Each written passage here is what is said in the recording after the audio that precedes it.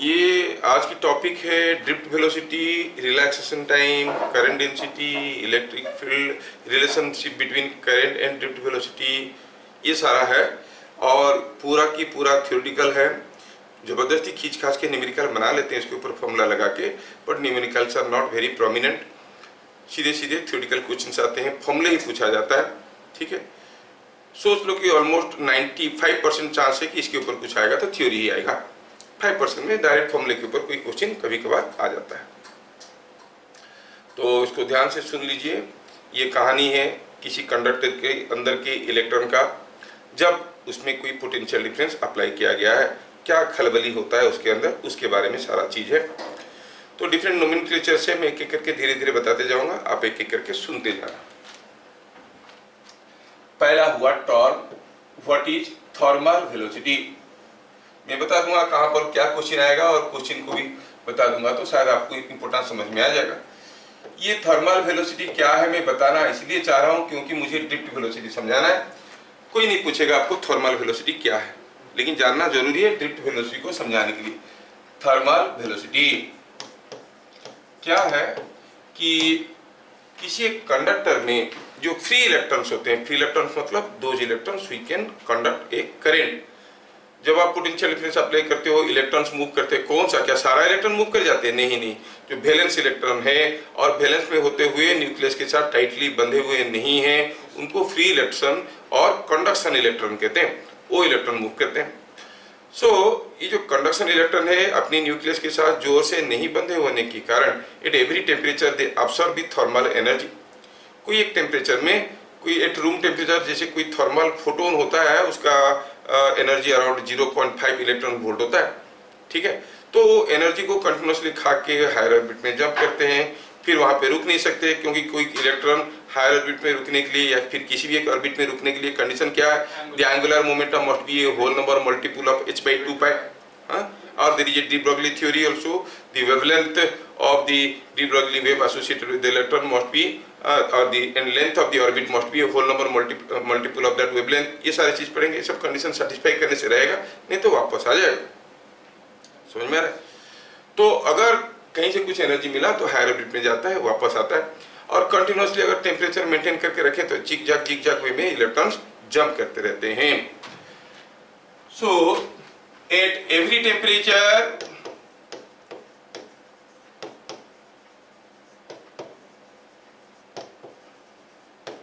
the free electrons, you have understood what it is a free electron, free electrons of a conductor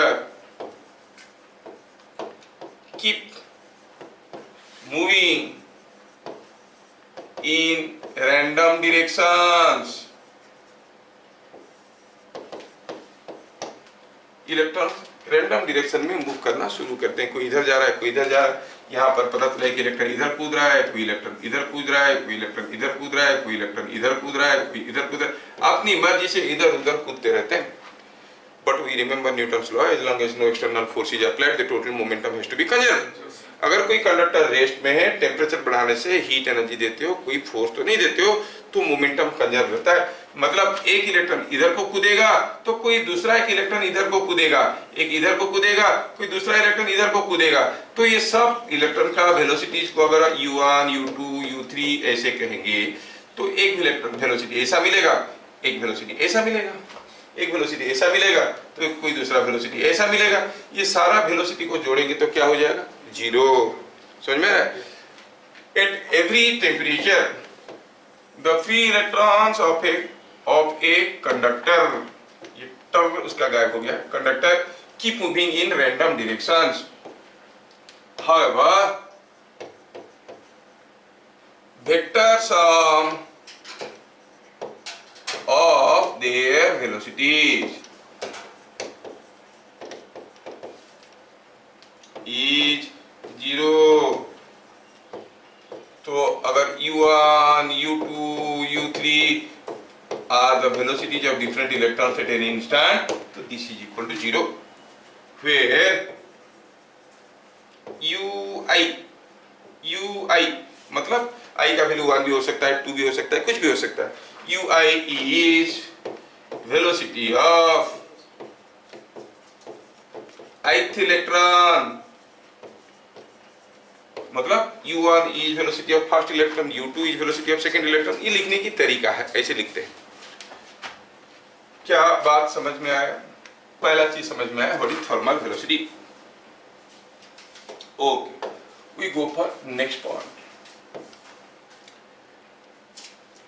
acceleration। when a potential difference is applied across a conductor,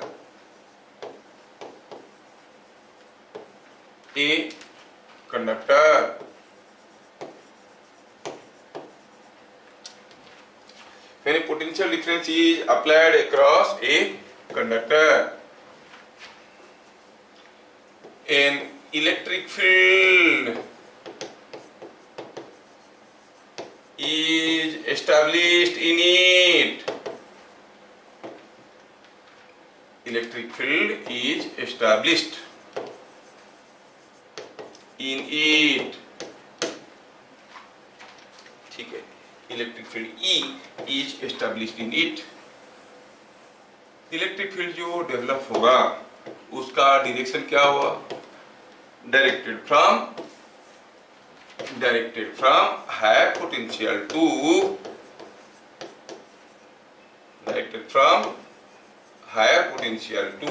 lower potential.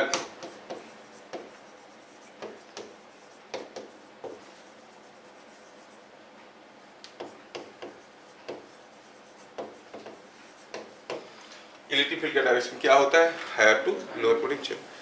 Electrons negative charges है। अब ये जो electron negative charge है किसी की electric field में, उनके ऊपर जो फोर्स आता है वो कौन सा डायरेक्शन में आता है?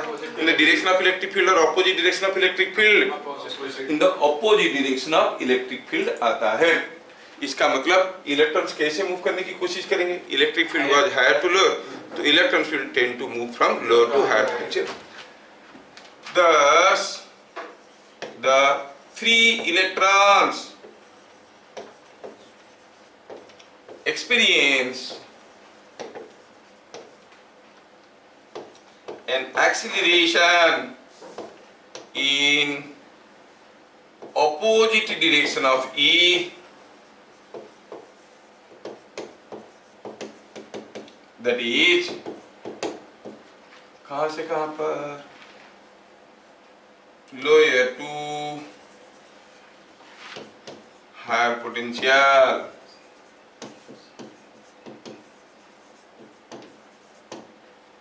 तो जो फ्री इलेक्ट्रॉन्स है उनके ऊपर उनको एक एक्सपीरियंस करते हैं, क्या? एक्सीलरेशन का एक्सपीरियंस होता है।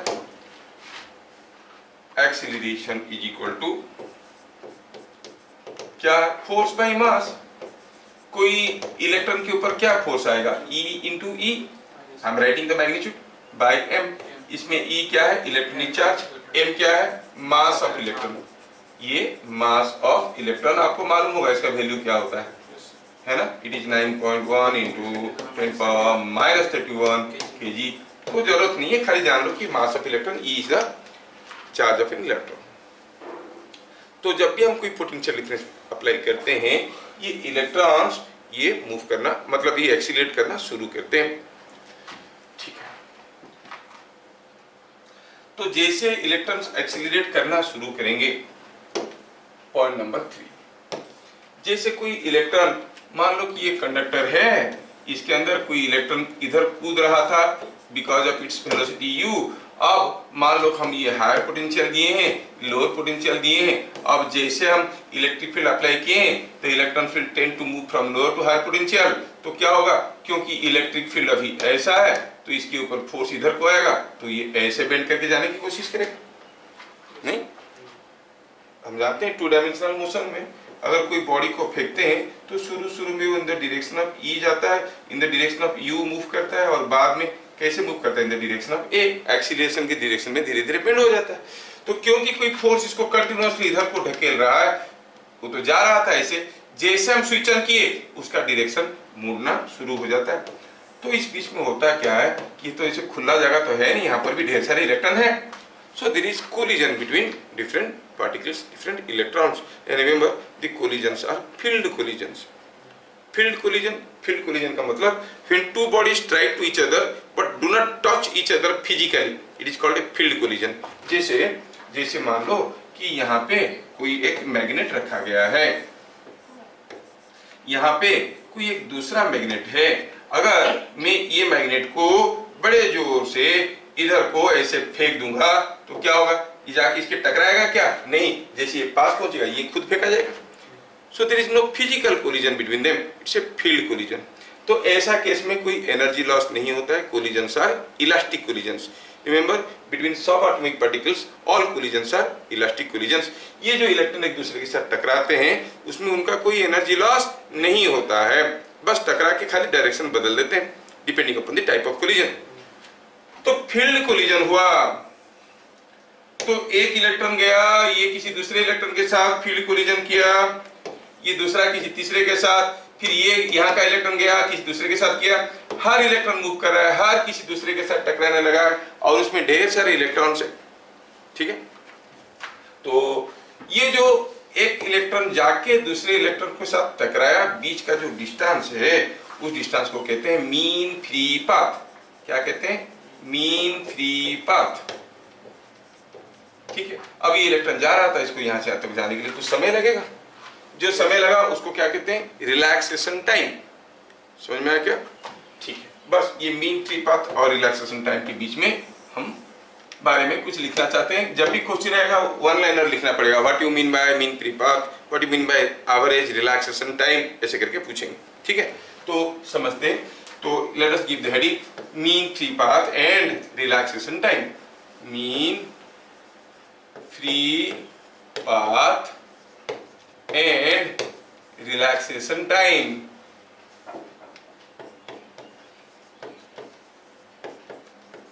देखो चीजें में कोई दम नहीं है, सिंपल सा.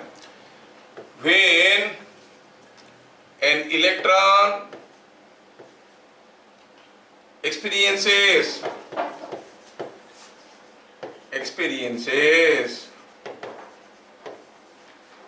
acceleration, it deviates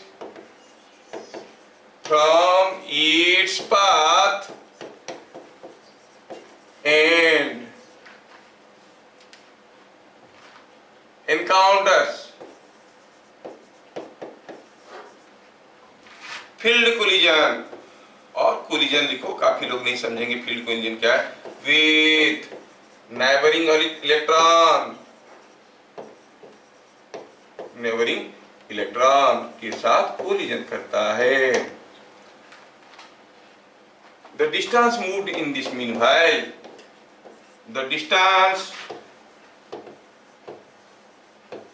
moved between two collisions, two consecutive collisions,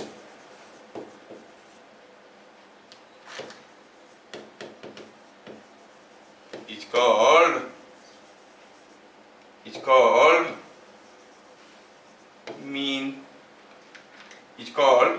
free path.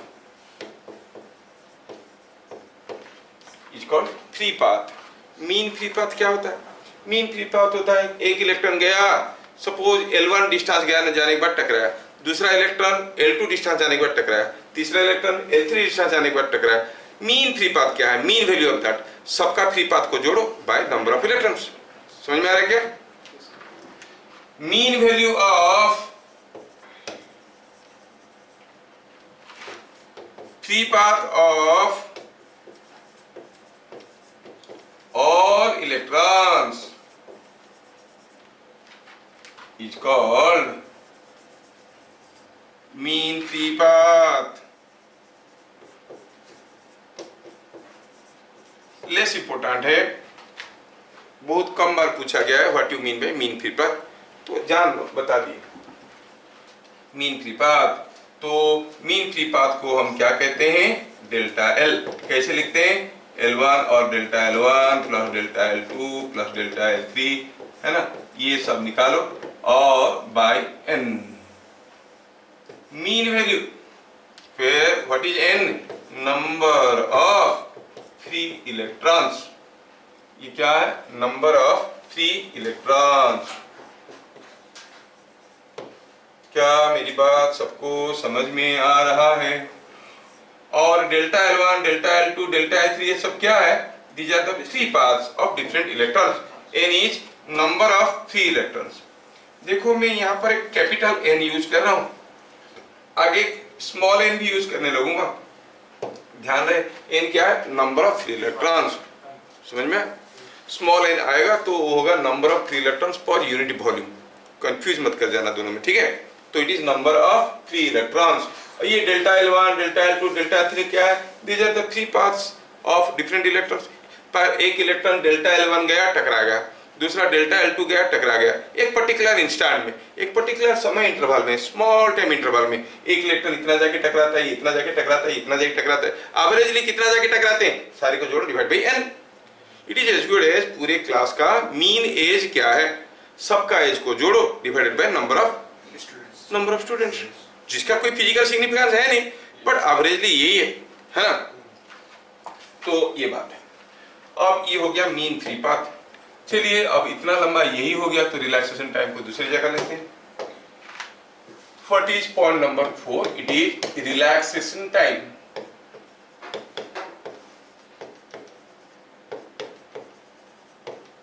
The time gap between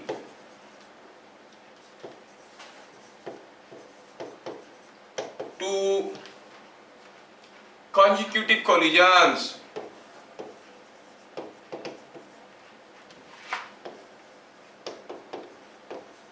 of an electron is called relaxation time। जब धक्का नहीं हो रहा है तभी वो रिलैक्स कर रहा है, आराम से घूम रहा है। धक्का हुआ तो उसका रिलैक्सेशन बंद हो। नहीं, आप आंख बंद करके घूम रहे हो, कब तक? जब तक कहां से टकरा नहीं गए। टकराया तो फिर से उसका जो रिलैक्सेशन था खराब हो गया। तो रिलैक्स कब तक कर रहा है? जब तक दूसरी कोलिजन नहीं हुआ। The time gap between two consecutive collisions of an electron is called relaxation time। mean relaxation time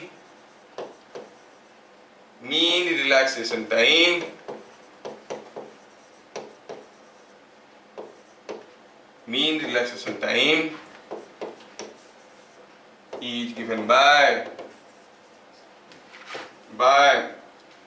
tau is equal to tau 1, tau 2, tau 3 सबका रिलैक्सेशन टाइम को जोड़ो, divided by number of electrons.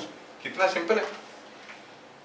एक particular समय interval में we consider a very small time interval. In that small time interval ये एक electron दूसरे को टकराया tau 1 सेकंड के बाद, कोई दूसरा इलेक्ट्रॉन किसी दूसरे को टकराया t2 इलेक्ट्रॉन बाद, तीसरा इलेक्ट्रॉन टकराया t3 टाइम के बाद, नहीं, चौथा इलेक्ट्रॉन टकराया t4 टाइम के बाद। तो सारे का टाइम जोड़ो by n is the mean relaxation time. So when we say relaxation time we understand this only, we understand the mean relaxation time. अक्सर रिलैक्सेशन टाइम को मीन रिलैक्सेशन टाइम नहीं कहते हैं, बट रिलैक्सेशन टाइम का मतलब है mean relaxation time. समझ में आया क्या? है ना? ठीक है, ये हो गया। और पहले से भी हम लोग जानते हैं what is Ohm's law in point form. J is equal to sigma E वाला फॉर्मूला में बताया था। Current density is equal to conductivity into electric field density बताया था, आपको भी याद होगा। ओम्स लॉ हम पढ़ चुके हैं। नाउ वी कम टू हमारा चाहिए टर्म क्या है? It is called drift velocity. पहले चीजों को समझो। हर समय में हर इलेक्ट्रॉन कुछ वेलोसिटी में मूव कर रहा है। आप वोल्टेज नहीं भी अप्लाई करो तो U1, U2, U3 वेलोसिटी में इलेक्ट्रॉन्स आर मूविंग। अगर वोल्टेज अप्लाई करो तो इलेक्ट्रिक फील्ड बना, उनके चलते एक्सीलरेशन हुआ और तब भी ये मूव कर रहे हैं। और कैसे मूव करते हैं थोड़ा फिजिकली आप समझो। ये ड्रिफ्ट का डिक्शनरी मीनिंग क्या है समझाने की कोशिश करते हैं। सपोज यहाँ पर कोई इलेक्ट्रॉन इधर जा रहा है, कोई इलेक्ट्रॉन ऐसे जा रहा है, कोई इलेक्ट्रॉन ऐसे जा रहा है, ऐसे जा रहा है, कोई ऐसे जा रहा है। ऐसे ढेर सारे इलेक्ट्रॉन्स रैंडम डायरेक्शन में मूव कर रहे हैं और ऐसे मूव कर रहे हैं कि उनका रिजल्टेंट क्या है? जीरो है। Resultant is zero because U1 plus U2 plus U3 ये सब जीरो। These are the different electrons moving. Suppose in a particular volume of electrons you see these are the electrons moving, ठीक है, ऐसे करके ढेर सारे इलेक्ट्रॉन मूव कर रहे हैं। कभी आप एक्सपीरियंस किए होगे कि अभी कहीं किसी फील्ड में खड़े हो गेम खेलने के बाद और आपके सर के ऊपर बहुत सारे छोटे छोटे मच्छर उड़ते रहते हैं, कभी नोटिस किया हो? ढेर सारे तेल लगा के गए होगे तो महकता है ना, वो छोटे छोटे मच्छर जो आपके सर के ऊपर पूरा एक पिलर बना के खड़े रहते हैं। आप अगर चलने लगोगे वो भी आपके साथ चलते हैं। क्या आपके पास कभी वो एक्सपीरियंस है? यस, है ना? तो सोचो कि electrons are also all moving like this. अब मैंने क्या किया, ये किसी कंडक्टर के अंदर की इलेक्ट्रॉन है, मैं इधर लगाया हायर पोटेंशियल और मान लो कि इधर लगाया लोअर पोटेंशियल, इधर लगाया हायर पोटेंशियल, मतलब इलेक्ट्रिक फील्ड बना। ऐसे ये सारा इलेक्ट्रॉन इधर उधर कूदते कूदते क्या हुआ, they are all moving or experiencing an acceleration in the opposite direction of E. Yes. You will better way realize if I tell that exact example. When you stand still in the playground, you see small flies, छोटे छोटे कीड़े sir के ऊपर उड़ते रहते हैं एकदम मंडरा के, नहीं? और कोई इधर उड़ रहा है, कोई इधर उड़ रहा है, कोई इधर, सब रेंडमली उड़ रहे हैं, लेकिन उनका सेंटर ऑफ मास बैलेंस्ड है क्योंकि वो भाग नहीं रहा। समझ में आ रहा क्या? मतलब सबका वेलोसिटी जोड़ेंगे तो क्या हो जाएगा? जीरो। क्या ऐसा कभी आपके साथ हुआ है? क्या है? हाँ ना, कुछ नहीं बोलते हो। कभी एक्सपीरियंस किया कि नहीं किया? कितने लोग एक्सपीरियंस किए? हाथ उठाए तो। सर के ऊपर ऐसे छोटे छोटे फ्राई पूरा भरे रहेंगे। हाँ तो फिर तो हाँ जी बोलो ना यार, आप लोग हाथ उठा रहे हो, बोलना चाहिए। एक्सपीरियंस किए हो क्या? यस, किए। अब जब नोटिस करो, मान लो कि आपकी दोस्त की सर पे वो सारे मंडरा रहे हैं, अगर वो दोस्त चलेगा, वो कीड़े आपकी दोस्त की डायरेक्शन में नहीं चलेंगे, वो अपनी ही डायरेक्शन में जा रहे हैं। कोई इधर जा रहा है, कोई इधर जा रहा है, कोई इधर जा रहा है, लेकिन पूरा entire cloud will be moving in the direction of you move, है कि नहीं? आप देखोगे जैसे इलेक्ट्रिक फील्ड अप्लाई किए, ये सारा जो इलेक्ट्रॉन्स थे इधर उधर जा रहे थे, ये अपना डायरेक्शन ऑफ मोशन नहीं बदलेंगे, लेकिन आप देखोगे कि एंटायर क्लाउड ऐसे मूव करने लगा है। इलेक्ट्रॉन उल्टे पुल्टे डायरेक्शन में जा रहे हैं, but the cloud is moving, है कि नहीं? है ना? ठीक है, तो एग्जैक्टली सेम होता है। Here all electrons are moving. ये at every temperature electrons are moving randomly in such a way that the sum of their velocity is equal to zero, sum of thermal velocity is zero. Electric field लगाया तो सबका acceleration हुआ तो सारा electron ऐसे ऐसे चलने लगे। मतलब अभी सबके पास अपना वेलोसिटी के साथ साथ इधर को भी कुछ वेलोसिटी है। अपना वेलोसिटी तो u था, अभी कोई पार्टिकल के पास भाई ऐसा कोई एक वेलोसिटी u था। आपने कोई एक्सीलरेशन दिया, मान लो एक एक्सीलरेशन लगाया इस डायरेक्शन में, तो t सेकंड बाद उसके पास क्या होगा? ये तो था और हो गया 80। अब इन दोनों का रिजल्टेंट में मूव करेगा, मतलब ये डायरेक्शन तो रहेगा और इस डायरेक्शन में वेलोसिटी डेवलप होने लगेगा। अब ये दोनों का जो रिजल्टेंट होगा वही होगा final velocity, is not it? तो सेम थिंग हैपेंस। अब इलेक्ट्रॉन इधर जा रहा है, इलेक्ट्रॉन इधर उधर जा रहे हैं, लेकिन ultimately they are developing some velocity in this direction, they are drifting towards the higher potential. वो जा नहीं रहे हैं, they are drifting. Drifting again समझो क्या? सपोज आप कहोगे कि आपका स्कूल का असेंबली खत्म हुआ, यहां से आप लोग मैदान में सीधे सीधे इधर अपनी क्लासरूम को जा रहे हो। एक दिन यहां से निकले, डेली आप ऐसे जाते हो स्ट्रेट लाइन में, एक दिन आप देखे कि यहाँ पर कोई एक सुंदर सा पैकेट रैपिंग हुए बढ़िया गोल्डन कलर की कवर से पड़ा है, तो क्या देखोगे? बच्चों को तो यहाँ से यहाँ पर जाना है, लेकिन लाइन थोड़ा सा ऐसा हो जाएगा, क्योंकि हर कोई को इंटरेस्ट है इसमें क्या है देखने में। So they are slowly drifting, they are not going toward this. वो इधर को ही जा रहे हैं, लेकिन थोड़ा इधर को ड्रिफ्ट कर गए। क्यों ड्रिफ्ट कर गए? Because they have developed some attraction towards it. समझ में आना? Exactly in that way must try to physically understand and realise what is drift velocity. The electrons will not move in the opposite direction of electric field, but they will start drifting in the opposite direction of electric field. समझ में आ रहा है? वो अपनी direction में jump कर रहे हैं। मान लो कोई अब इलेक्ट्रिक फील्ड उसको इधर भगा रहा है, वो पहले ऐसे जंप कर रहा था, अब कैसे करेगा? थोड़ा ऐसे जंप करेगा, मतलब इधर ही जाएगा, थोड़ा इधर को ड्रिफ्ट कर जाएगा, क्योंकि इलेक्ट्रिक फील्ड उसको धक्के दे रहा है। क्या बात समझ में आ रहा है? तो ये ड्रिफ्ट वेलोसिटी क्या है? Between any two collisions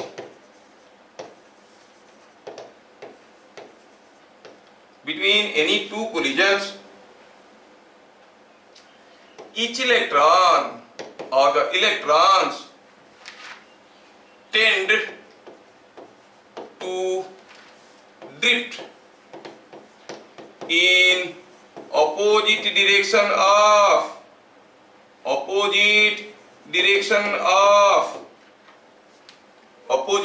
of electric field.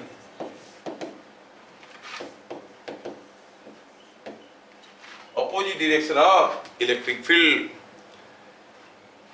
Mean value of all these velocities, mean value of all their velocities averaged over all electrons is called drift velocity, और इसको हम लोग रिप्रेजेंट करेंगे Vd। कोलिजन होने से direction बदल जाता है। बिना कोलिजन, जब वो रिलैक्सेशन पीरियड में है, दो कोलिजन के बीचों बीच पीरियड में है, उसको कौन ड्राइव कर रहा है, कौन उसको दिशा दे रहा है? The acceleration. सोचो कि यहाँ पर मान लो जस्ट इमेजिन कोई ऐसे हर्डल्स रखा गया है, ऐसा करके ढेर सारे हर्डल्स रखे गए हैं। सपोज फॉर योर अंडरस्टैंडिंग ऐसे करके कुछ हर्डल्स रखा गया है, ठीक है, ऐसा करके। Just imagine, I am trying to give you all literal examples as much possible so that you can visualise. मान लो कि यहाँ पर कोई एक बॉल रखा है। अब इस बॉल को आपने क्या किया, एक थ्रेड लगा के इधर खींचा। जब ये बॉल को आप थ्रेड लगा के खींचोगे तो ये इधर जाएगा, लेकिन जाते जाते जैसे ये इसके साथ टकराएगा, क्योंकि आप बहुत जोर से खींच रहे हो तो ये फेंका जाएगा किधर, पीछे नहीं, आप खींच रहे हो तो ये टकराने के बाद, काफी बड़ा बॉल है यार, ये कहीं भी जा सकता है, थोड़ा डायरेक्शन हाँ छोटा कर, ये बॉल जैसे इसके साथ टकराएगा आके, हो सकता है कि इधर को कुछ कूदेगा, लेकिन आप खींच रहे हो तो जब यहां से यहां पर इधर इस डायरेक्शन में जा रहा है, किसी के साथ कोलिजन नहीं हुआ है, उसका एक्सीलरेशन क्या है? आपका फोर्स पे मास। जैसे वो आके यहाँ पे टकराएगा, फिर से जैसे यहाँ पे टकराएगा, तो ये ऐसे जा रहा था, टकराने के बाद आपसे इससे टकराया, फिर यहाँ से फेंकेगा डायरेक्शन।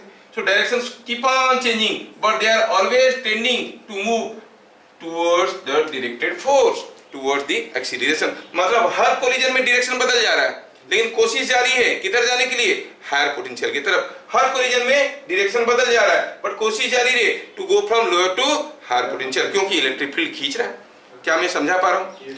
ये जो हर बार इधर भागने की कोशिश कर रहा है, मान लो कि जा रहा था ऐसे, क्योंकि उसके ऊपर एक फोर्स इस डायरेक्शन में था, ये जो वेलोसिटी है उसका एक कंपोनेंट इधर है, ये जो वेलोसिटी था जब यहां से यहां पर आया उसका भी कंपोनेंट ये डायरेक्शन में, हर वक्त उसके पास कुछ ना कुछ कंपोनेंट होगा इन दिस डायरेक्शन। क्योंकि because of the acceleration, that is what I am telling. ध्यान रहे कि average velocity sorry drift velocity क्या है? If v1 v2 etc are velocities of free electrons,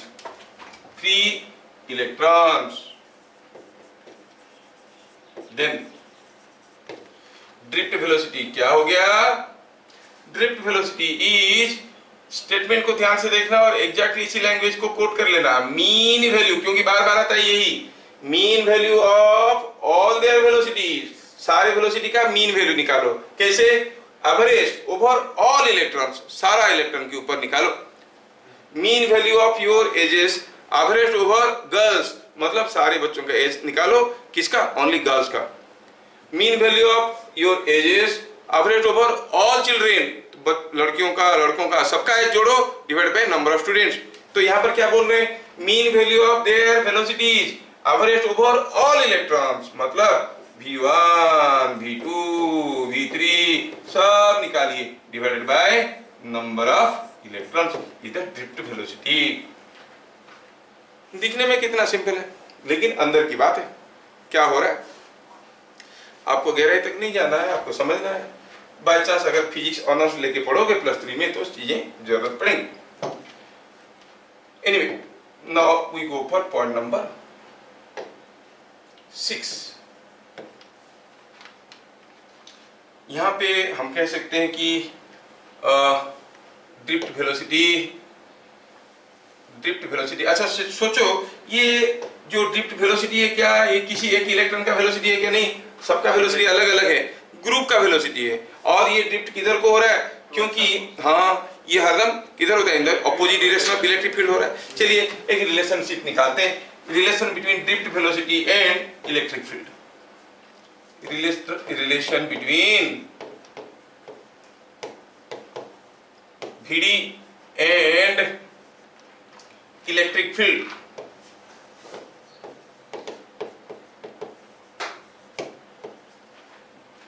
ये जो ड्रिफ्ट वेलोसिटी क्या है? ये drift velocity is a very small velocity, it may be some millimetres per second. एक सेकेंड में कुछ मिलीमीटर्स जा रहे होंगे, समझ रहे हो ना? इलेक्ट्रॉन इधर उधर टकराते थोड़ा थोड़ा उधर उधर को जा रहे हैं। The entire cloud of electrons is moving थोड़ा थोड़ा करके, बट इंडिविजुअली इलेक्ट्रॉन्स का स्पीड काफी ज्यादा है। हर इलेक्ट्रॉन का स्पीड काफी ज्यादा है, लेकिन ड्रिफ्ट वेलोसिटी काफी कम है, क्योंकि हम सबका वेलोसिटी को जोड़ रहे हैं।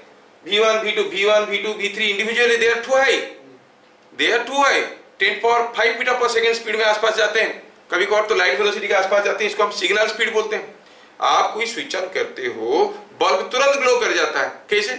यहां से एनर्जी वहां तक कैसे गया? एक इलेक्ट्रॉन दूसरे को धक्का दिया, दूसरा तीसरे को दिया, क्या सारे इलेक्ट्रॉन सरल करके निकल गए उसके अंदर से? नहीं, they all strike each other, the energy is transferred. मान लो यहां से 25 लोग खड़े हैं लाइन में, एक दूसरे को सटके खड़े हैं, आप एक को धक्के दोगे, थोड़ी देर में सामने वाला गिर गया। दी वेव गोज वेरी फास्ट। तो जो सिग्नल जाता है, एनर्जी जाता है, वो सिग्नल स्पीड में जाता है, 10⁵ से 10⁸ मीटर पर सेकेंड में जाता है। लेकिन अगर हीराकुद से कोई स्विच ऑन करेगा, राउरकेला में बल्ब तुरंत नहीं ग्लो कर जाएगा, it will take time.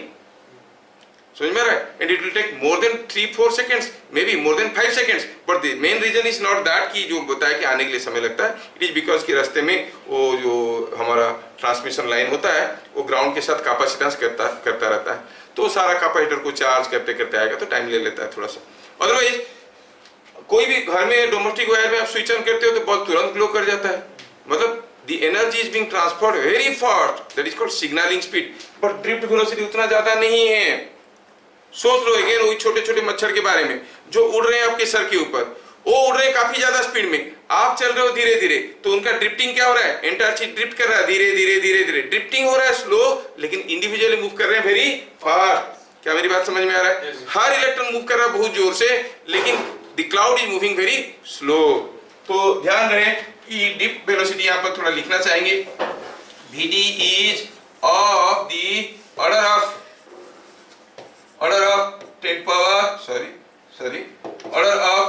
10 -3 metre per second. इस ऑर्डर में होता है। ड्रिफ्ट वेलोसिटी कौन से ऑर्डर में होता है? 10⁻³ मीटर पर सेकेंड, सम मिलीमीटर्स पर सेकेंड स्पीड में होता है ड्रिफ्ट वेलोसिटी। क्या आपको समझ में आया? हाँ, अच्छा हाँ, तो हम बात कर रहे थे relation between drift velocity and electric field.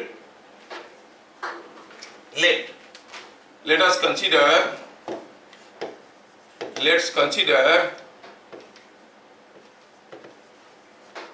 an electron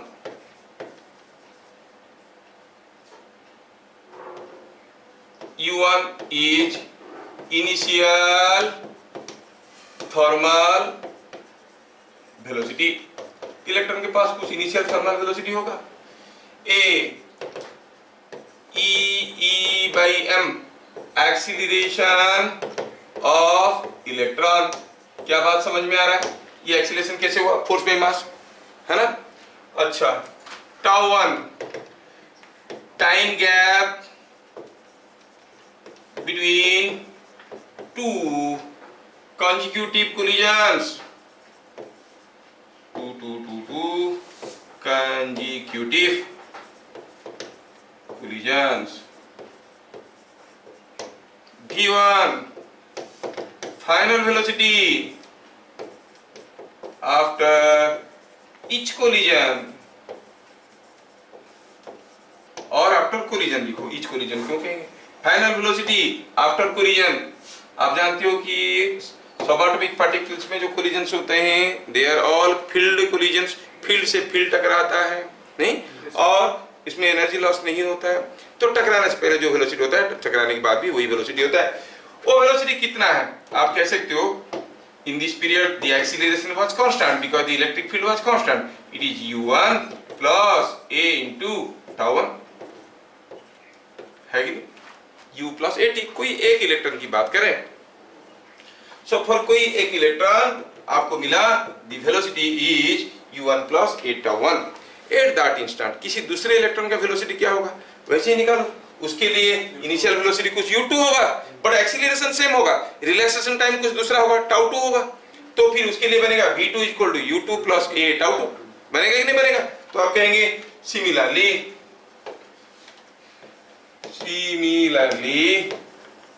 for other electrons v2 is equal to u2 plus a tau 2। ओहो a tau 2, अरे टाउ के ऊपर दे दिया मैं एरो मार्क, ये टाइम है भाई, टाइम के ऊपर कैसे एरो मार्क दे सकते हो? कितना बेवकूफ टीचर है नहीं। हाँ टाउ 1 ठीक, u1 प्लस a tau 1 ये a है, एक्सीलरेशन को दे सकते हो, acceleration is e by m। Minus sign नहीं देना चाहता हूँ क्योंकि मैं मैग्नीट्यूड लिखना चाहता हूँ, ठीक है, और माइनस साइन देंगे भी तो लिखेंगे इलेक्ट्रॉन के ऊपर जो फोर्स है वो इलेक्ट्रिक फील्ड के ऑपोजिट डायरेक्शन में, तो आप इसको माइनस साइन लिख सकते हो। एनीवे तो अब बात हुआ ये, तो हर दूसरा इलेक्ट्रॉन के लिए ये आपका आया v3 is equal to u3 plus a। चलो a को भी ले लेते हैं, a सबका बराबर है क्योंकि सारे इलेक्ट्रॉन का चार्ज और मास बराबर है, इलेक्ट्रिक फील्ड बराबर है, तो it's like this. So for different electrons you get equations. आपको निकालना है व्हाट इज ड्रिफ्ट वेलोसिटी, निकालना है ड्रिफ्ट वेलोसिटी। कैसे निकालोगे? Summing of all these equations. क्या मिल रहा है देखो, तो इधर मिलेगा v1 plus v2 plus v3 plus so on is equal to u1 plus u2 plus u3 plus plus a common है सबके लिए, tau 1 plus tau 2 plus tau 3 and so on. क्या ये चीज समझ में आया? Let me divide n on either side. क्या आपको मालूम है, इसको आप कह सकते हो summation of vi is equal to summation of ui plus a into summation of tau i। क्या ये बातें समझ में आ रहा है? What does summation of ui represent? Zero, sum of thermal velocities, initial velocity सबका जोड़ दो, बन गया zero, this quantity zero. Here summation of ui is equal to zero. क्यों? क्योंकि थर्मल वेलोसिटी का सम जीरो होता है, हम पहले भी बता चुके हैं, क्योंकि कोई एक्सटर्नल फोर्स नहीं था। thus क्या मिला आपको? we get summation of vi is equal to a into summation of tau i। let us divide n, दोनों तरफ अगर n डिवाइड कर देंगे मिलेगा summation of vi by n is equal to a into summation of tau i by n। summation of vi means v1 plus v2 plus v3 plus v4 whole divided by n, which is nothing but drift velocity। yes, this is equal to drift velocity। ये vector है भाई, velocity. a का value अभी हम देखे थे e by m minus, और ये क्या था? Relaxation time tau 1 plus tau 2 plus tau 3 क्या होता है? Mean relaxation time tau। समझ में आया क्या? हियर tau क्या है? tau is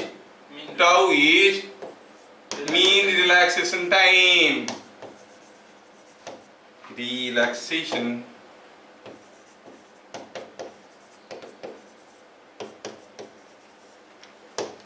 ये मीन रिलैक्सेशन टाइम। सो ये रिलेशन बड़ा पॉपुलर है, कभी कभार पूछ लेते हैं एक मार्क के लिए, या फिर आप देखो कि ये ऐसा होता है, आपको याद रखना है relation. What is the relation between drift velocity and electric field and relaxation time, ये आता है।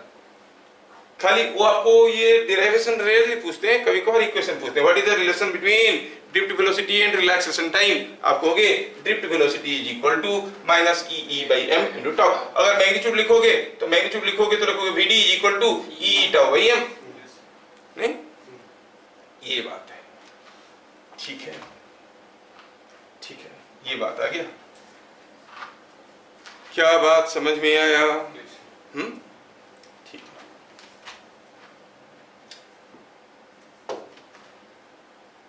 ये कितना नंबर पॉइंट था? ये पॉइंट नंबर 6 था।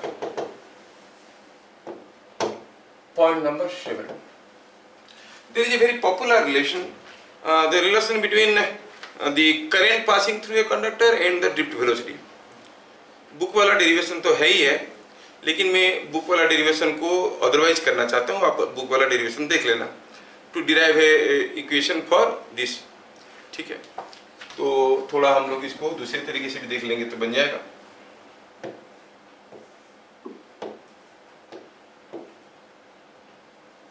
तो अब हम देखना चाहते हैं रिलेशन बिटवीन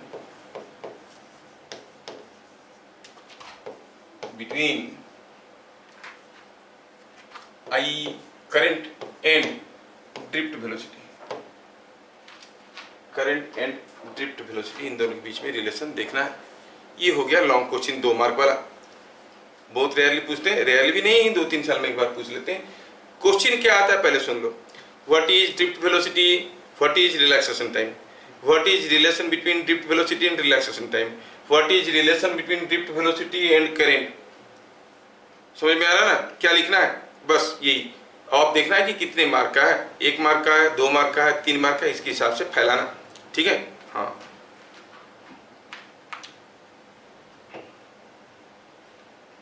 जैसे कोई पूछेगा मीठा आम क्या है, आप देखोगे कितना मार्क, 1 मार्क लिखोगे, जो आम मीठा लगता है। नहीं, मीठा आम क्या है, 10 मार्क। मीठा आम एक किस्म की आम होता है, नहीं, बहुत मीठा लगता है, अक्सर कश्मीर वगैरह में होता है, नहीं, बहुत बड़े बड़े पेड़ होते हैं, नॉर्मल आम खट्टे मीठे होते हैं। फैला के लिखोगे 10 मार्क दिया, और 50 मार्क दे दिया तो पूरा मीठा आम, मीठा आम, मीठा आम, इतना मीठा भर दोगे कि देखने वाले को भी शुगर हो जाए, है कि नहीं? तो डिपेंड करता है कितने मार्क है, वो फैलाना आपको आना चाहिए। अब सोचिए कि हमारे पास कोई एक कंडक्टर है। अब ये जो कंडक्टर है, इस कंडक्टर को हम क्या किए हैं, कोई पोटेंशियल डिफरेंस अप्लाई किए हैं। तो क्या हुआ, इसके अंदर की इलेक्ट्रॉन चलने लगे। चलिए, तो हमने एक इलेक्ट्रिक वोल्टेज अप्लाई किया है और पता चला कि यहाँ पर जो इलेक्ट्रॉन्स थे चलने लगे। मान लो कि ये कोई एक सेक्शन है A B, is a small section A B. अब क्या हुआ कि यहाँ पर ढेर सारे इलेक्ट्रॉन्स थे, वो सारे इलेक्ट्रॉन्स चलने लगे हैं। क्यों? क्योंकि वोल्टेज अप्लाई किया गया है। अब डेल्टा टी सेकेंड में ये सारा जो इलेक्ट्रॉन यहाँ पे थे, ये सारा इलेक्ट्रॉन डेल्टा टी सेकेंड में मान लो चलते हुए यहाँ तक आ गए, इतने दूर तक आ गए डेल्टा टी सेकेंड में। मतलब they have reached this section. ये सेक्शन का नाम क्या है? Call it A dash B dash. Electrons यहां से चलते चलते यहां तक आ गए। क्यों आ गए? क्योंकि हमने कोई वोल्टेज अप्लाई किया हुआ और इलेक्ट्रॉन्स इधर जा रहे हैं, मतलब इलेक्ट्रिक फील्ड ऐसे होगा, this must be at higher potential, this must be at lower potential, there must be some electric field in this direction, so electrons are moving in this direction and the current is in opposite direction। Electron जिधर को flow करता है, current इसका opposite direction में जाता है। चलिए मानते हैं कि ये जो बात कर रहे हैं जो कंडक्टर का, उस कंडक्टर का क्रॉस सेक्शनल एरिया कितना है। Suppose the cross sectional area of this conductor is a. Suppose हम कहेंगे इस कंडक्टर का क्रॉस सेक्शनल एरिया है ए। ठीक है, अब सारा चीज को थोड़ा ध्यान से देख के समझने की कोशिश करना। अब मैं इसके ऊपर नोट्स लिखने वाला हूं। बढ़िया, ठीक है। Let n is number of, let n is number of 3 electrons per unit volume of a conductor। कितना फ्री इलेक्ट्रॉन है? कहोगे सोडियम। बाहर कितना है? ओनली 1। कॉपर का ज्यादा है, किसका कम, किसका ज्यादा, ऐसा। तो किसके ज्यादा फ्री इलेक्ट्रॉन से, किसके कम फ्री इलेक्ट्रॉन से? जिसके पास जितने ज्यादा फ्री इलेक्ट्रॉन से उतने readily available electrons current carry करने के लिए उतना अच्छा गुड कंडक्टर है कि नहीं? Suppose I ask you copper and iron, उनमें से किसमें number of free electrons per unit volume ज्यादा होगा?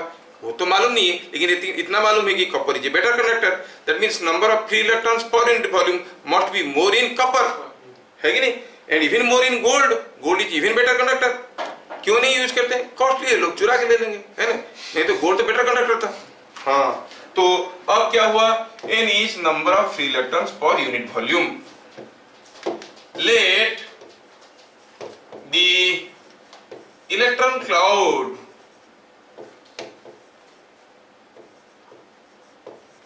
in a conductor drifts from section AB to A dash B dash in t seconds। मान लो कि जो इलेक्ट्रॉन क्लाउड था वो यहां से यहां पर जहां पहुंच गया, कितने समय में? t seconds. और ये डिस्टेंस कितना है? मालूम नहीं कितना है। कॉल इट डेल्टा एल, कुछ भी बोलो इसको, delta L. So delta L क्या है? फिगर में दिखाया गया है, नहीं लिखना है डेल्टा एल तो डिस्टेंस मूव, फिगर में दिख रहा है। जो कॉपी करेक्शन कर रहा है उसको चौकन्ना रहना जरूरी है, सब कुछ देखना चाहिए, सब कुछ लिखेंगे थोड़ी। डेल्टा एल, तो डेल्टा एल क्या हो गया? इलेक्ट्रॉन जा रहे हैं। अब ये इलेक्ट्रॉन तो रेंडमली जा रहे हैं, इधर को कितना स्पीड में जा रहे हैं? ड्रिफ्ट वेलोसिटी में। सो आप कहोगे ड्रिफ्ट वेलोसिटी इनटू कितना टाइम गया, कितना उनका? t seconds. Delta L is drift velocity into t, नहीं ये डेल्टा एल। तो क्या कहेंगे? कितने ठो इलेक्ट्रॉन गए? मालूम नहीं। जब ये इलेक्ट्रॉन चलने लगे थे, ये चल नहीं रहे थे।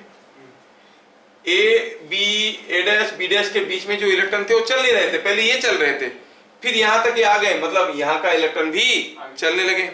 अब ये इलेक्ट्रॉन और भी आगे बढ़ जाएंगे और there will be a current. सारा इलेक्ट्रॉन ऐसे जाएंगे तो करंट उल्टा आने लगेगा। तो इलेक्ट्रॉन क्लाउड जा रहे हैं। पहले ये सारे इलेक्ट्रॉन मूव नहीं कर रहे थे, अब मूव कर रहे हैं। मतलब यहाँ पे जितना इलेक्ट्रॉन मूव कर रहे हैं वो कहां से आए? इधर से ही तो आए। समझ में आ रहा है क्या? ये इलेक्ट्रॉन उनको धक्का दिए तभी ना वो चलने लगे। तो जो भी इलेक्ट्रॉन यहाँ पे मूव कर रहा है वो इधर से ही आया है। तो what is the number of electrons crossed the section AB in a time of t seconds? That is the number of free electrons available in this volume। समझ में आ रहा है क्या? तो क्या लिखेंगे? Number of free electrons, number of free electrons, free electrons crossing the section AB in dt seconds, dt नहीं t सेकेंड लिए थे, नहीं चलो t सेकेंड लिए थे, in t seconds is equal to number of free electrons available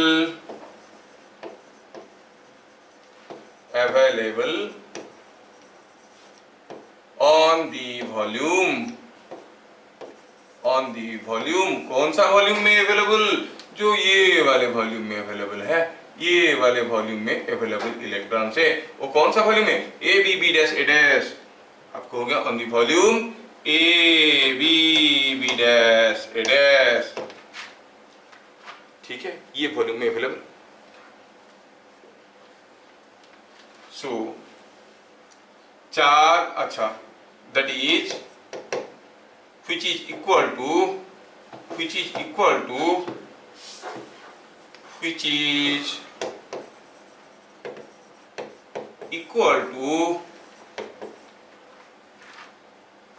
charge per और free charge per unit volume which is equal to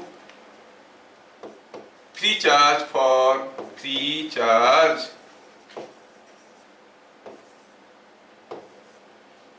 per unit volume into volume। Free charge per unit volume क्या था? n, शुरू में ही लिख दिए, n is number of free electrons per unit volume. ठीक है, और ये वॉल्यूम कितना है भाई? ये डेल्टा एल है। ये देखो कंडक्टर है और ये एरिया ए दिया है, तो ये एरिया भी तो ए हुआ, ये एक सिलिंड्रिकल चीज हो गया। एरिया ए है, thickness delta L, area A है, थिकनेस डेल्टा एल है, वॉल्यूम कितना हुआ? A delta L, A delta L. तो हम कहेंगे it is coming out to be n into A into delta L. A is cross sectional area, cross sectional area.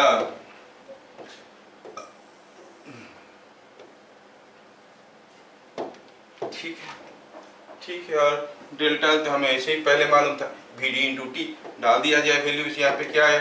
It is coming out to be N ए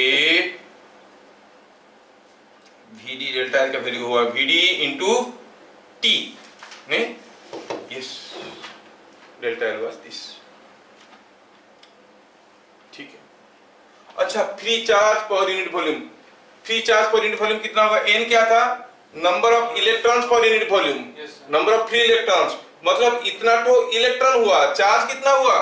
ई, एक E रहेगा, N to free electron, this much free electrons, तो charge कितना हुआ? It is coming out to be E N E A V D into T. क्या समझ में आ रहा है? स्मॉल एन क्या है? Number of free electrons. अगर नंबर ऑफ फ्री इलेक्ट्रॉन्स निकला 10, तो चार्ज कितना हुआ? 10 इंटू ई। हाँ, तो ई लिखे। तो number of free electrons crossing the section A B in T second is equal to number of free electrons available on the volume A B B dash A dash which is equal to charge Q, to charge Q. मान लेते हैं charge Q. What is Q?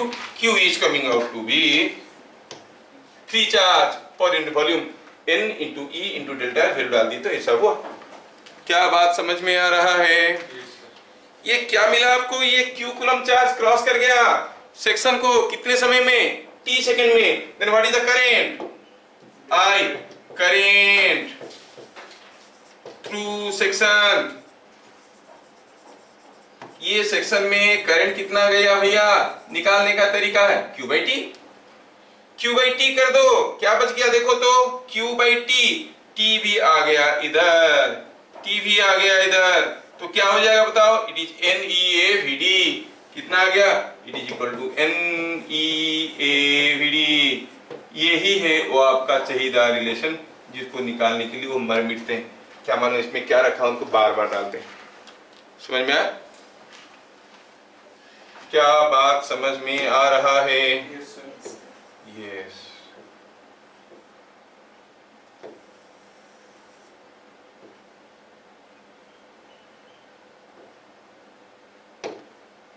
ठीक है, थोड़ा जगह बनाने के लिए मैं इसको इधर ऐसे लिख रहा हूं ताकि I can show you here. N A V D किसको लेके चला गया? अच्छा,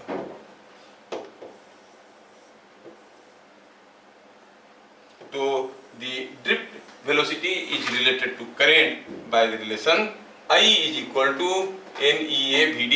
ये काफी जगह समय में आपको सिर्फ डिरेक्शन मतलब फॉर्मूला पूछेंगे, न्यूमेरिकल तो बहुत ही रेयरली पूछेंगे। ठीक है, तो फॉर्मूला लिखें I is equal to NEA VD, relation between current and drift velocity. बड़ा इंपॉर्टेंट है। इंपॉर्टेंट क्या? फॉर्मूला ही पूछेंगे नहीं? अच्छा, थोड़ा और भी आगे बढ़ते हैं। यहां पर कुछ एक दो ठो फैक्ट लिख देते हैं तो आपको समझ में आएगा। अभी हम देखें कि I is equal to N E A V D. अभी हम लोग देखें, आपको मालूम है कि जो आपका J है करंट डेंसिटी, वो क्या होता है? I by A. I by area होता है करंट डेंसिटी। ए को इधर ले आओ तो क्या मिल गया देखो, J is NE VD, the relationship between current density and drift velocity, है ना। तो क्या देख रहे हो, क्या ये मटेरियल का डायमेंशन के ऊपर डिपेंड कर रहा है? नहीं। मोटा वायर पतला वायर नहीं। तो आप देखोगे यहां से आपको ऐसे भी पता चल रहा है कि otherwise relation is more important. अब कहेंगे कि VD is equal to J by NE। अगर दो अलग अलग वायर हैं, दोनों कॉपर के हैं, दोनों कॉपर के वायर हैं, अलग अलग थिकनेस अलग अलग लेंथ का है, दोनों में करंट डेंसिटी बराबर है, तो दोनों में ड्रिफ्ट वेलोसिटी भी बराबर है। ये रिलेशन को याद रखना। जो ज्यादा घुमा फिरा के लिखने से हो सकता है कंफ्यूजन क्रिएट होगा। Remember J is equal to NE VD। पहले भी हम लोग देख चुके हैं Ohm's law, J is equal to sigma E। From Ohm's law हम लोग पढ़ चुके हैं इसको। फ्रॉम ओम्स लॉ हम लोग ये देख चुके हैं, J is equal to sigma E। अच्छा, तो फिर sigma E is equal to NE VD। तो यहां से कंडक्टिविटी पता चलता है NE VD बाय E। तो किसी एक मटेरियल का conductivity is expressed by the drift velocity by the relation like this, relation between conductivity. इसमें सिग्मा क्या है? कंडक्टिविटी। याद रखना, किसी एक मटेरियल का कंडक्टिविटी कैसे निकालते हैं? From the knowledge of number of free electron पर unit volume VD and E। That means when E electric field is applied, VD is called the drift velocity developed. क्या अलग अलग इलेक्ट्रिक फील्ड में अलग अलग ड्रिफ्ट वेलोसिटी नहीं होगा?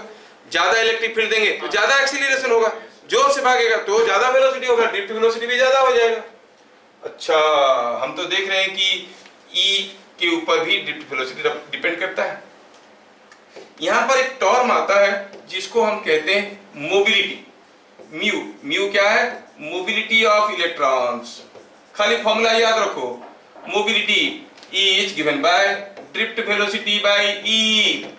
अगर E इलेक्ट्रिक फील्ड लगाने से इलेक्ट्रॉन का ड्रिफ्ट वेलोसिटी VD होता है, तो यूनिट इलेक्ट्रिक फील्ड लगाने से ड्रिफ्ट वेलोसिटी क्या होगा? VD by E। क्या मेरी बात समझ में आ रहा है? मतलब ये कितना बढ़िया कंडक्टर है। कोई कंडक्टर में छोटा सा इलेक्ट्रिक फील्ड लगाओ, पता चला इलेक्ट्रॉन चलने लगे। कोई दूसरा कंडक्टर स्टील वायर है, थोड़ा प्रेसिबल 2-4 वोल्ट का लगाओगे तभी जाएगा। कोई प्योर गोल्डन वायर है, गोल्ड वायर है, उसमें तो आप 0.05 इलेक्ट्रॉन वोल्ट भी लगा दोगे पोटेंशियल डिफरेंस, तभी उसमें करंट फ्लो करने लगा। तो कितना बढ़िया कंडक्टर है। How mobile are the electrons, कितने आसानी से इलेक्ट्रॉन को मोबाइल करके मूव करके ले सकते हैं। Mobility of electrons is given by VD by E। अगर E इलेक्ट्रिक फील्ड देने से VD होता है ड्रिफ्ट वेलोसिटी, तो mobility of electrons is called mu given by VD by E। याद रखना, इसके ऊपर कोई क्वेश्चन नहीं है। What you mean by mobility of electrons? VD by E, where VD is the drift velocity attained by the electron upon application of electric field E। खत्म definition. अब ये VD बाई E को अगर हम mu लिख देंगे तो क्या बन गया? ये NE म्यू। तो ऐसे घुमा फिरा के उल्टा पुल्टा चीजें पूछेंगे, डरना मत। NE mu, the sigma, the conductivity of a material is also given by NE mu. ये सब चीजें आपको याद रखना पड़ेगा, ठीक है? ये सब चीजें आपको याद रखना पड़ेगा,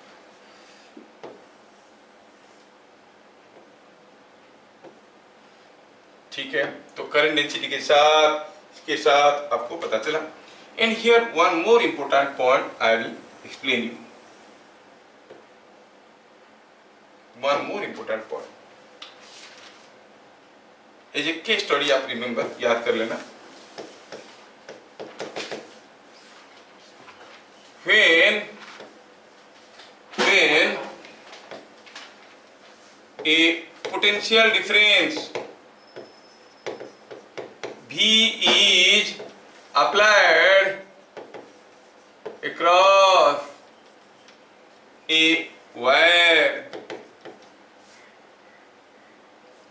the drift velocity is independent of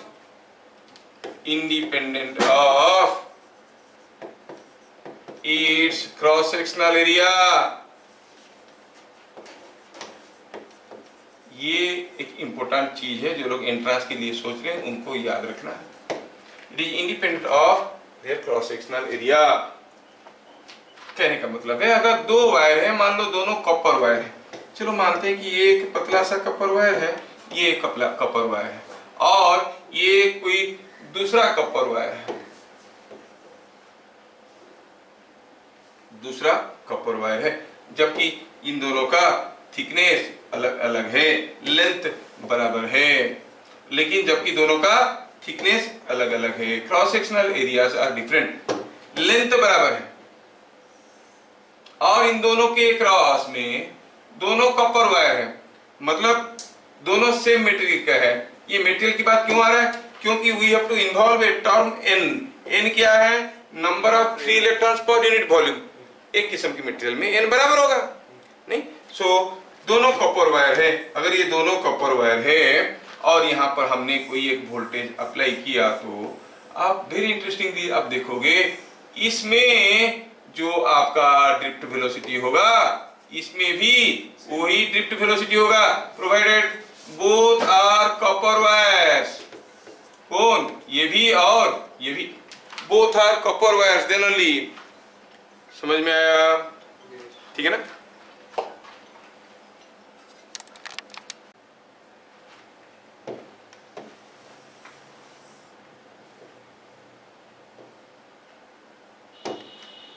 When a potential difference V is applied across a wire, the drift velocity is independent of the cross sectional area। चलो देखते हैं, अगर कोई एक वायर है, हम V वोल्ट अप्लाई कर दिए, V वोल्ट अप्लाई कर दिए। When you apply V volt, what is the current? Current is V by R, है कि नहीं? V तो V है, आप अप्लाई क्यों?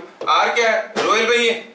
So is it not coming out to be I is equal to R का वैल्यू है rho L by ए, ये आपको मालूम है।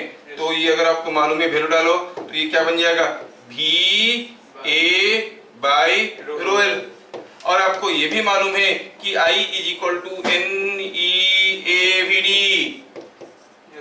that is equal to V A by rho L. A को खा गया तो ड्रिफ्ट वेलोसिटी कितना हो गया? Drift velocity is supply voltage divided by rho L n e. क्या ये क्रॉस सेक्शनल एरिया के ऊपर डिपेंड किया? नहीं किया। समझ में? ये क्रॉस सेक्शनल एरिया के ऊपर डिपेंड नहीं किया।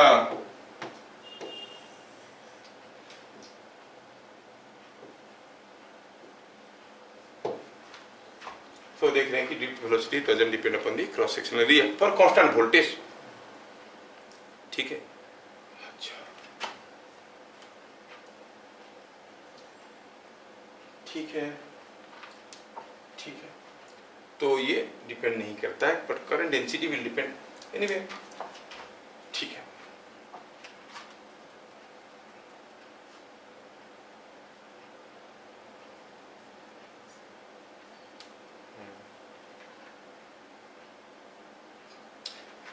क्या बात समझ में आ रहा है? तो क्या आपको समझ में आ गया what is drift velocity, what is relaxation time, what is thermal initial thermal velocity of electrons, ये भी समझ में आया, रिलैक्सेशन टाइम समझ में आया, और क्या बताया? Mean free path, derivation of drift velocity derivation, it is mean velocity of all electrons, average of all electrons। नहीं? अच्छा, ये सब हम लोग अभी देख लिए। चलिए एक दो छोटे छोटे क्वेश्चन देखते हैं, क्या आप बता सकते हो? यहाँ पर कोई एक टेपर्ड कंडक्टर है, इधर वाला चौड़ा मोटा है और इधर वाला पतला है। Now you applied a potential difference across these, ऐसा। तो क्वेश्चन क्या दिया है? ये कोई एक टेपर्ड बार है, इस टेपर्ड बार में out of section A dash and section B dash, ये दोनों सेक्शन में से A dash and B dash, at which section drift velocity is more? For the tapered bar shown.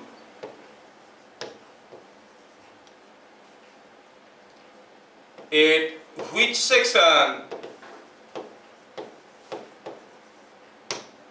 the drift velocity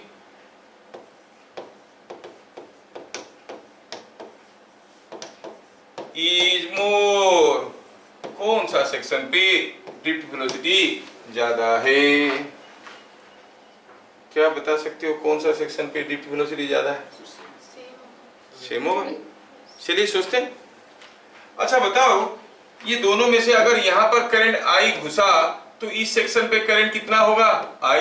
इस section पे होगा आई, नहीं? चलो आप इसको कहते हैं सेक्शन 1 एंड ये सेक्शन 2। क्या I1 is equal to I2 नहीं है? हाँ है। ये टेपर्ड बार है। एरिया क्या दोनों जगह बराबर है? नहीं, यहाँ पर एरिया कम है। तो यहाँ पर एरिया कम है तो यहाँ पर करंट डेंसिटी ज्यादा होगा कि कम होगा? आई बाई एरिया। तो यहाँ पर current density is more than the current density here. तो आप कहोगे J1 is more than J2।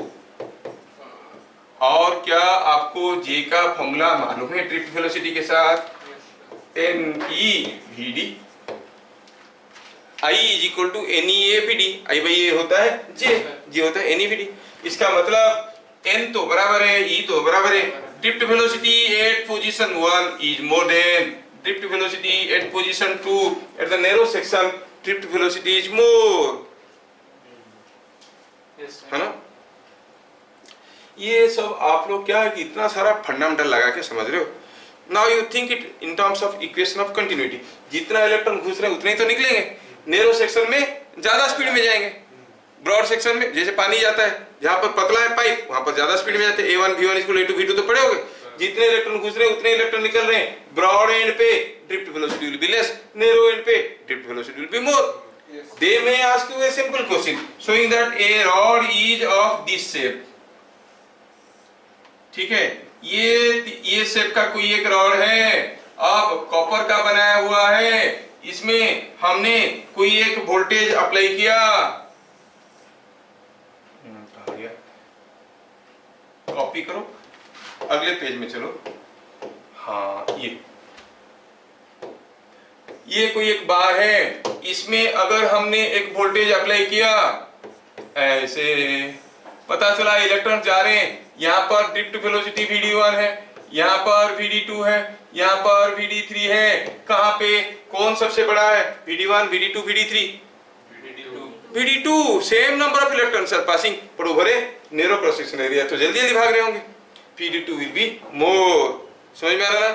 क्योंकि करंट बराबर है तीनों में, जो इधर से घुस रहे होते हैं। सबसे ज्यादा है VD2, सबसे कम है VD3। तो आप कहोगे इस केस में VD2 is more than VD1 is more than VD3। क्या बातें समझ में आ रहा है? तो हर जगह फॉर्मूला लगा के मत करना, कुछ कॉन्सेप्ट आपको समझ में आ जाना चाहिए। क्योंकि same current is passing through all them. तो जहां पर नैरो सेक्शन होगा वहां पर करंट काफी जोर से भागेगा, आई मीन इलेक्ट्रॉन्स काफी जोर से भागेंगे। VD2 will be more then VD1 will be more then VD3। क्या बातें समझ में आ रहा है? ये ड्रिफ्ट वेलोसिटी रिलैक्सेशन टाइम वाला कहानी यहाँ पे खत्म हो जाता है। ठीक है, कोई क्वेश्चन नहीं आता, सादे सीधे फॉर्मूले के ऊपर देते हैं। ठीक है, ठीक है। और ये भी पूछ सकते हैं कि दो वायर है आपके पास, एक कॉपर वायर है, इसका डायमेंशन, और दूसरा एक एल्युमिनियम वायर है। दोनों का डायमेंशन बराबर है, एरिया बराबर है, लेंथ बराबर है, करंट सेम जा रहा है। किसमें ड्रिफ्ट वेलोसिटी ज्यादा है? Same current, same area, same length. एक है कॉपर वायर और दूसरा है aluminium wire. You know current is NEAVD। तो VD किसमें ज्यादा है? VD is I by NEA। दोनों के लिए I बराबर, E बराबर, A बराबर, it is proportional to 1/n। N is number of free electrons per unit volume। जिसमें ज्यादा फ्री इलेक्ट्रॉन है पर यूनिट वॉल्यूम उसमें ड्रिफ्ट वेलोसिटी कम होगा। कॉपर में ज्यादा है फ्री इलेक्ट्रॉन तो यहाँ पर ड्रिफ्ट वेलोसिटी कम होगा, इसमें ड्रिफ्ट वेलोसिटी ज्यादा होगा। सिंपल सा चीज, N is the number of free electrons per unit volume। समझ में आ रहा है क्या? वो इसे दे देंगे या फिर बोलेंगे कि इन दोनों को सीरीज में लगा दिया गया। I have seen a very old question in some, वो जो अच्छे जो नेशनल लेवल कोचिंग सेंटर्स होते हैं उनका टेस्ट वगैरह में डालते हैं, वो दिए थे ऐसे कॉपर वायर है, सेम डायमेंशन का एक एल्युमिनियम वायर है और they are in series with the electrons drifting from the copper wire enter to the aluminum wire at the junction drift velocity increases decreases remains same, क्या होगा at the junction? ये same current था, आई same था, तो यहाँ पर VD less था, यहाँ पर VD ज्यादा हो गया, तो at the junction drift velocity increases, ऐसे करके लिखना पड़ेगा। समझ में? और कभी कभार ये भी पूछ लेते हैं कि बताओ ड्रिफ्ट वेलोसिटी का डायरेक्शन क्या है in the from higher to lower potential और लोअर टू हायर पोटेंशियल, क्योंकि ड्रिफ्ट वेलोसिटी किसका है? इलेक्ट्रॉन का है। Electrons are moving from lower to higher potential, तो drift velocity is directed from lower to higher potential. What is the mathematical relation showing the drift velocity is directed lower to higher potential? Mathematical कोई पूछेगा नहीं, मैं पूछ लिया आपको।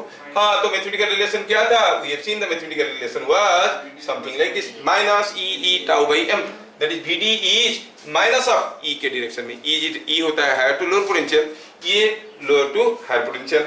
Like this they may ask you typical questions, आप लोग जवाब लोगों को फटाफट बता दोगे, बस सब कुछ आपको आता है सिवाय एक क्वेश्चन का, क्या है वो? बाहुबली को कटप्पा क्यों मारा? ये हम लोगों को नहीं आता है बस, और हमें क्या नहीं आता है। ठीक है, छोटा सा आर्टिकल है, ये खत्म हो गया। तो क्या आज की क्लास हम यहाँ पे खत्म कर दें कि किसी को कुछ डाउट पूछना है? ठीक है, आज की क्लास यहाँ पे समाप्त करते हैं, फिर मिलेंगे अगले क्लास, तब तक के लिए जय हिंद।